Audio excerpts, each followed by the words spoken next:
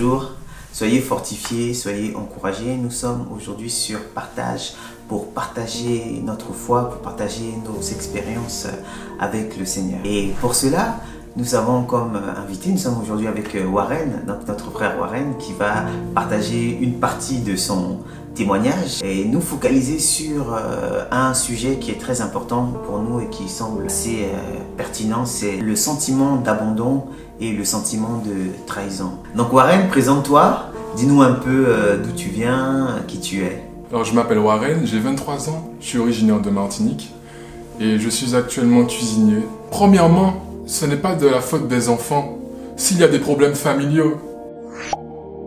Tout a commencé à l'âge de 4 ans, dès lors que mon père et ma mère se sont séparés. Là, dans mon cœur, j'ai ressenti vraiment une déchirure parce que mon père, c'était toute ma vie. On allait à la piscine tous les jours, il me portait, il était tout le temps avec moi. Et du coup, moi, de mon côté, lorsque ma mère m'apprend qu'elle se sépare de mon père, moi, je suis en pleurs, je tombe en pleurs direct. Et j'ai toujours eu, depuis tout petit, le fait de tout garder en moi, en fait. J'ai toujours tout gardé en moi. Donc, c'est là que ça a commencé. Tout ça a commencé à bouillonner en moi et j'ai tout gardé. À me sentir trahi, à me sentir abandonné. Parce que ma mère, elle était infirmière et du coup, elle travaillait la nuit.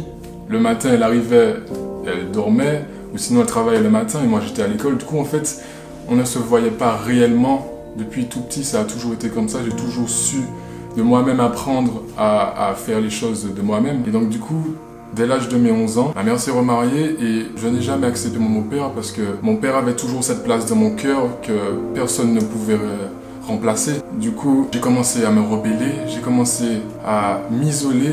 Dès lors qu'il me disait « va faire ci, va faire ça », je lui disais non, j'étais vraiment dans la négation. Je voulais pas qu'il me parle, ni même qu'il me regarde en fait. J'étais dans un état en fait de rébellion totale et cette rébellion en fait a été due de par mon sentiment de trahison.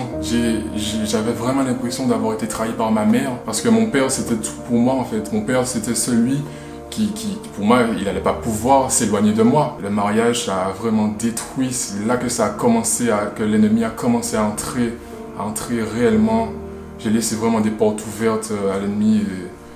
De tout cela, après au collège, j'ai suivi des personnes, des fréquentations qui m'ont amené vers la drogue, qui m'ont amené à être au tout dernier rang de la classe. Je dormais pendant les cours, j'étais tellement dans le cannabis, en fait, tout était tourné après vers le cannabis. J'étais influencé en fait par le cannabis. Je me réveillais le matin, le cannabis, je pensais à rien d'autre. J'étais en fait dans ma bulle, j'étais isolé, voilà, c'était un isolement total. Ce sentiment d'abandon et de trahison a créé en moi un manque, un vide intense, un vide que personne ne pouvait remplir.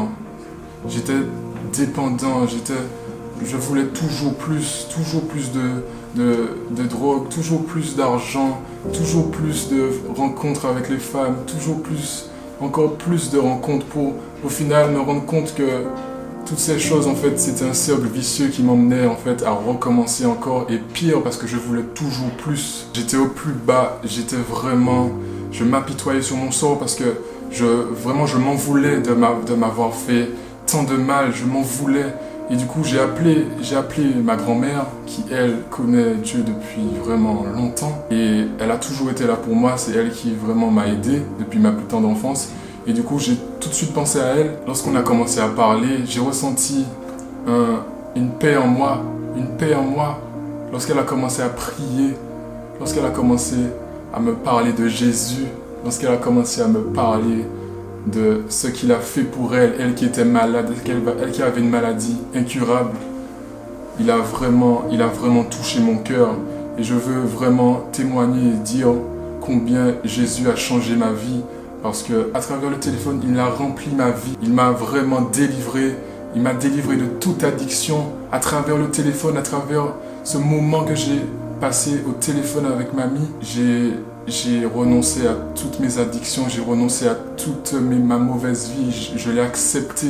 Et aujourd'hui, je peux déclarer et proclamer que Jésus est le Sauveur, est le Seigneur de ma vie. Que sans lui, ma vie en fait ne rimait à rien. Je n'aurais pas imaginé que par cet appel téléphonique, que ma vie soit changée, bouleversée, que vraiment mon ancienne vie soit balayée par son amour, parce que son amour pour moi est rentré et il m'a inondé. Il a inondé la maison, il a inondé ma vie et je veux rendre gloire à Dieu, gloire à Jésus. Ce que je voudrais vous dire aujourd'hui, c'est que même si vos parents se séparent, même si en vous, vous ressentez ce sentiment de trahison, ce sentiment de rejet, sachez juste que Jésus peut changer vos vies. Sachez juste qu'en acceptant Jésus, il peut changer complètement, vous renouveler, vous transformer. Votre vie d'avant, il va complètement vous renouveler. Jésus change les vies, Jésus sauve. Le Seigneur a changé ma vie. Moi qui me sentais trahi, moi qui me sentais rejeté, ce sentiment de trahison qui était en moi, il a enlevé et il a pris à ma place. Je me sens libre, je suis libéré maintenant de tout sentiment de trahison, tout sentiment d'abandon, car Jésus a pris la place dans ma vie. Et je veux réellement vous encourager à donner votre vie à Jésus, lui qui a tout donné pour nous, lui qui a tout pris à notre place, il a tout pris. Alors ensemble, partageons.